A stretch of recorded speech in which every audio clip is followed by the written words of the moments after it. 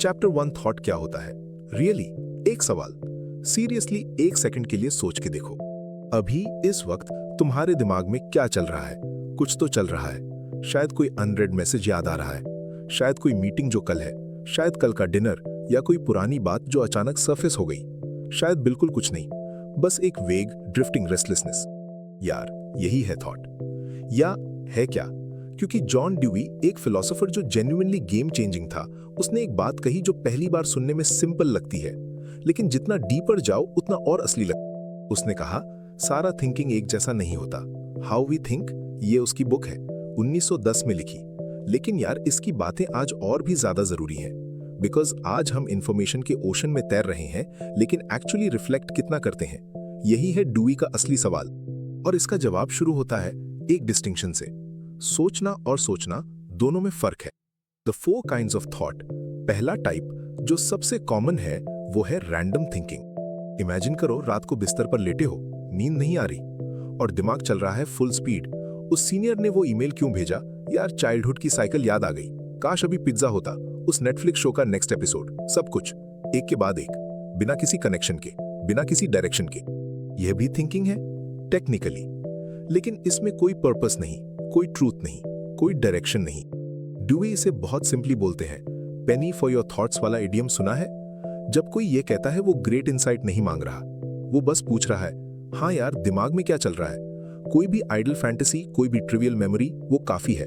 Seriously यार, हम में से ज्यादातर लोग अपने जागते हुए घंटों का एक बड़ा हिस्सा इसी में गुजारते हैं। Day dreaming, castles in the air, loose, disconnected mental wandering. ये बुरा नहीं है, लेकिन ये रिफ्लेक्शन नहीं है।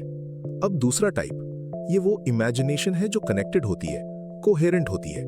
जैसे एक अच्छी स्टोरी जो दिमाग में चले, या कोई डे ड्रीम जो एक्चुअली मेक सेंस करे। बच्चे ये बहुत करते हैं, वो इमेजिन करते हैं पूरी दुनिया, अपने हीरोज, अपने एडवेंचर्स, अपने इमेजिनरी किंगडम्स। और उस इमेजिनेशन में एक इंटरनल लॉजिक होती है, एक नैरेटिव थ्रेड होता है। लेकिन और ये बहुत इंपॉर्टेंट है, इसका एम नॉलेज नहीं होता। यार ऐसे समझो जैसे कोई राइटर बहुत अच्छी फिक्शन लिखे, स्टोरी कोहेरेंट है, कैरेक्टर्स रियल लगते हैं, प्लॉट ट्विस्ट आता है, वाह, लेकिन क्या ये हिस्ट्री टेक्स्ट बुक है? नहीं। क्या ये फैक्ट्स एस्टैब्लिश करता है? नहीं।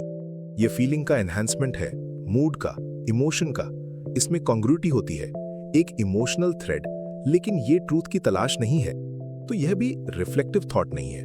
अब तीसरा टाइप, और यहां चीजें इंटरेस्टिंग होनी शुरू होती हैं। यह वो बिलीफ है जो किसी बेसिस पर टिकी हो, रियल या सपोज्ड नॉलेज, कुछ ऐसा जो डायरेक्टली देखा नहीं लेकिन एक्सेप्ट किया। मुझे लगता है वो ऐसा ही करेगा। लोग कहते हैं इस एरिया में रेंट बढ़ेगा। यही होता है ना हमेशा। ये बिलीफ्स हैं, एक्सेप्टेंस है, एक्विएसेंस है, लेकिन किस आधार पर? ड्यूई यहां एक बहुत शार्प बात कहते हैं जो ऑनेस्टली थोड़ी अनकंफर्टेबल है। ज्यादातर बिलीफ्स हम पिकअप करते हैं विदाउट नोइंग हाउ। वो स्नीक इन होती हैं दिमाग में, ट्रेडिशन से, पेरेंट्स से, पीयर ग्रुप से, सोशल अथॉरिटी से।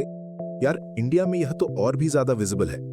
इंजीनियरिंग या मेडिसिन के अलावा कोई करियर नहीं। ये बिलीफ कहां से आई? किसने प्रूव किया? कब किसने रिसर्च किया? लेकिन ग्रो अप करते हुए ये हमारी मेंटल फर्नीचर बन जाती है, डिफॉल्ट सेटिंग। लड़की को देर से बाहर नहीं रहना चाहिए।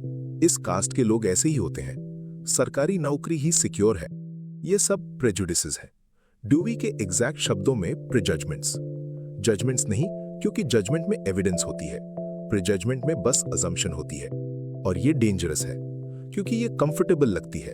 Section 2, the Columbus moment. अब आता है वो चौथा टाइप जो ड्यूई की पूरी बुक का दिल है, रिफ्लेक्टिव थॉट। और इसे एक्सप्लेन करने के लिए ड्यूई एक एग्जाम्पल देते हैं जो ऑनेस्टली गूज़बम्प्स देता है। कोलंबस, जरा सोचो, 15th सेंचुरी, पूरी दुनिया मानती थी अर्थ फ्लैट है, ऑब्वियस था, आंखों से दिखता था होराइजन कहां जाता है। शिप्स एलिजिडली एज पर गिर जाती थी। चर्च ने कहा था, ट्रेडिशनल विजडम था, सदियों पुराना। तो कोलंबस क्या था? एक ऐसा बंदा जिसने रुककर सोचा, वेट, क्या सच में?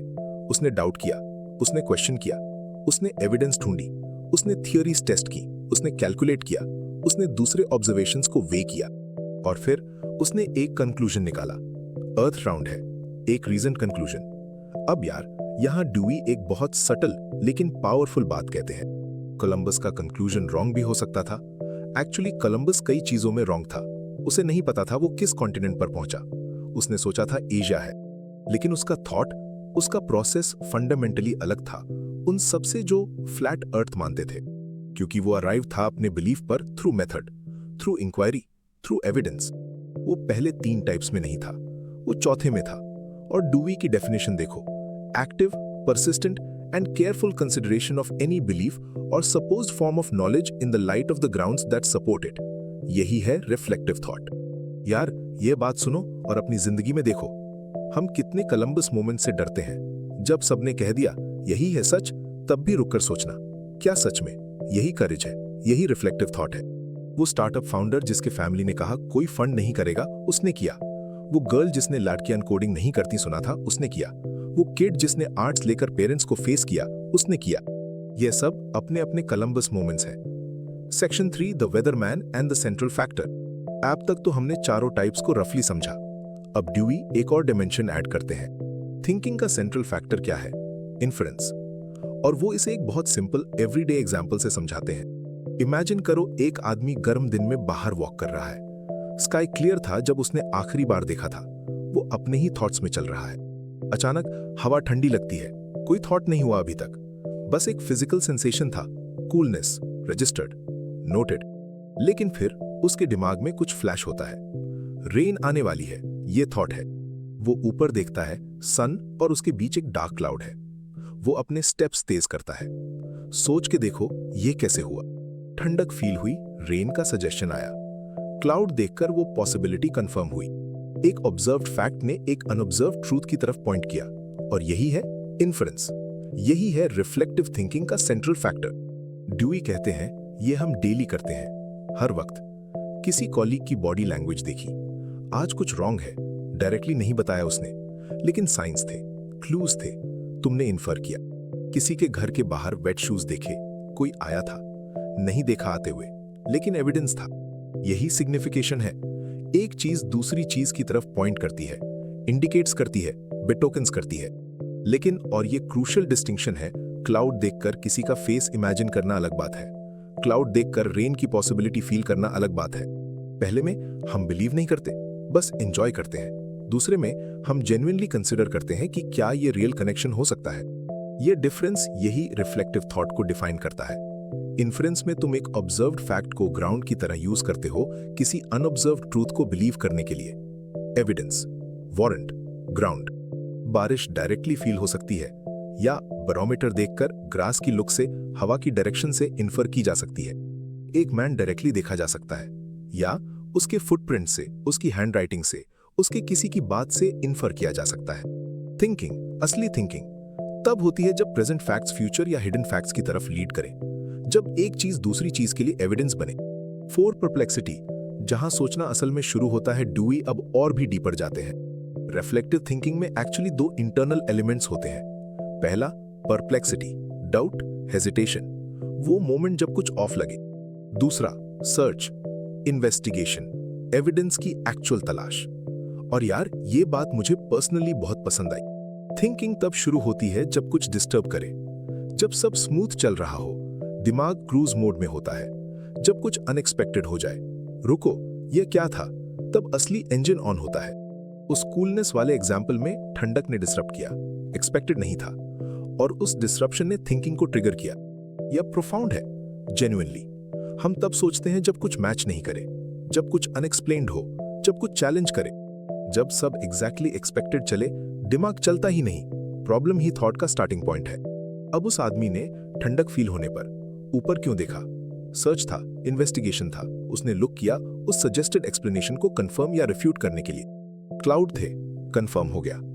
ये एक्ट ऑफ लुकिंग, ये एक एक्ट ऑफ इंक्वायरी था, छोटा सा, एवरीडे, लेकिन था। 5, द फॉक्ड रोड। अब ड्यूई एक एग्जाम्पल देते हैं जो ऑनेस्टली मेरा फेवरेट है इस पूरे चैप्टर में। एक आदमी किसी अनजान जगह ट्रैवल कर रहा है, रास्ता आता है, 2 डायरेक्शंस, फॉक्ड रोड। वो रुकता है, कौन सा सही है? अब यहां 2 ऑप्शंस है, या तो ब्लाइंडली एक डायरेक्शन चुनो, लक पर छोड़ दो, या फिर सोचो, इन्वेस्टिगेट करो। वो आदमी इन्वेस्टिगेट करता है, मेमोरी सर्च करता है, क्या पहले आया था यहां कभी? साइंस ढूंढता है, कोई बोर्ड, कोई माइलस्टोन, कोई फुटप्रिंट्स। वो शायद पेड़ पर चढ़ता है, ऊपर से देखने के लिए। यह सब एविडेंस की तलाश है। और ड्यूई कहते हैं यही है थिंकिंग, एम्बिग्युइटी, डिलेमा। ऑल्टरनेटिव्स जब सामने हो। जब तक सब स्मूथ हो, रिफ्लेक्शन की जरूरत नहीं होती। लेकिन जब रोड फॉक्ड हो, जब डायरेक्शन अनक्लियर हो, तब दिमाग एंगेज होता है। यार, ये IRL में कितना ट्रू है। हम तब सीरियसली सोचते हैं जब हम जेन्युइनली स्टक होते हैं। जॉब छोड़ें या नहीं, इस सिटी में रहें या शिफ्ट करें, ये रिलेशनशिप आगे बढ़ाएं या नहीं, स्टार्टअप करें या MNC ज्वाइन करें। ये सब फॉक्ड रोड्स हैं और यही रियल रिफ्लेक्टिव थॉट होना चाहिए। प्रॉब्लम यह है कि हम में से ज्यादातर लोग फॉक्ड रोड पर भी रैंडमली डायरेक्शन चुनते हैं, पीयर प्रेशर से, पेरेंट्स की एक्सपेक्टेशन से। यही तो सब करते हैं से। ड्यूई का पॉइंट है, रुको, पेड़ पर चढ़ो, एविडेंस देखो, तब डिसाइड करो। Problem fixes the end of thought and the end controls the process of thinking. यानी जो सवाल हो वो डिफाइन करता है कि कैसे सोचना है। अगर तुम सबसे सीनिक रूट ढूंढ रहे हो, तुम अलग चीजें देखोगे। अगर तुम फास्टेस्ट रूट ढूंढ रहे हो, तुम अलग चीजें देखोगे। सही सवाल पूछो, तभी सही थॉट आता है। सिक्स समरी और असल बात तो ड्यूई का समरी क्या है? थिंकिंग की शुरुआत होती है परप्लेक्सिटी से, कंफ्यूजन से, डाउट से। यह स्पॉन्टेनियस नहीं होता, ये जनरल प्रिंसिपल्स पर नहीं होता। कोई स्पेसिफिक चीज ट्रिगर करती है और फिर सजेशन आता है। कोई पॉसिबल वे आउट, कोई थियोरी, कोई टेंटेटिव आंसर। ये सजेशन आता है पास्ट एक्सपीरियंस से, प्रायर नॉलेज से, एनालॉगस सिचुएशन से जो पहले फेस की हो। लेकिन यहां असली गेम है, वो पहला सजेशन जो आए उसे इमीडिएटली एक्सेप्ट कर लो। इजी है, कंफर्टेबल है, मेंटल अनईज खत्म। लेकिन ये रिफ्लेक्टिव थॉट नहीं है। रिफ्लेक्टिव थॉट में तुम रुकते हो, उस सजेशन को टेस्ट करते हो, मोर एविडेंस ढूंढते हो, उस सजेशन को कोरोबोरेट करने की कोशिश करते हो या रिफ्यूट करने की। और यार, ये जेन्युइनली पेनफुल है। ड्यूई लिटरली ये कहते हैं, सस्पेंस अनकंफर्टेबल है, डाउट को होल्ड करना मेंटली डिस्ट्रेसिंग है। हम नेचुरली फर्स्ट सजेशन एक्सेप्ट करना चाहते हैं। व्हाट्सएप पर मैसेज आया, इंस्टेंटली फॉरवर्ड। ब्रेकिंग न्यूज देखी, इंस्टेंटली शेयर किया। किसी ने कुछ कहा, इंस्टेंटली रिएक्ट किए। यही अनक्रिटिकल थिंकिंग है, यही टाइप 3 है, belief without examined grounds. Reflective thinking उसका ऑपोजिट है। जजमेंट सस्पेंड करो, थोड़ा और ढूंढो, अनकंफर्टेबल अनसर्टेनिटी में थोड़ा और रहो, क्योंकि अल्टीमेटली वहीं से असली क्लैरिटी आती है। ड्यूई एक बात और कहते हैं जो इंपॉर्टेंट है। अगर किसी को थिंकिंग सिखानी है, बच्चे को हो या एडल्ट को, तो उसे बस सोचो सोचो कहना बेकार है। जब तक उसके एक्सपीरियंस में कोई जेन्युइन डिफिकल्टी नहीं है, कोई रियल परप्लेक्सिटी नहीं है, थिंकिंग ट्रिगर होगी नहीं। यह वैसे ही है जैसे किसी को खुद को बूटस्ट्रैप से उठाने को कहो। जरूरत है रियल प्रॉब्लम्स की, रियल डिलेमास की, रियल फॉक्ड रोड्स की। तब और ओनली तब असली थॉट होता है।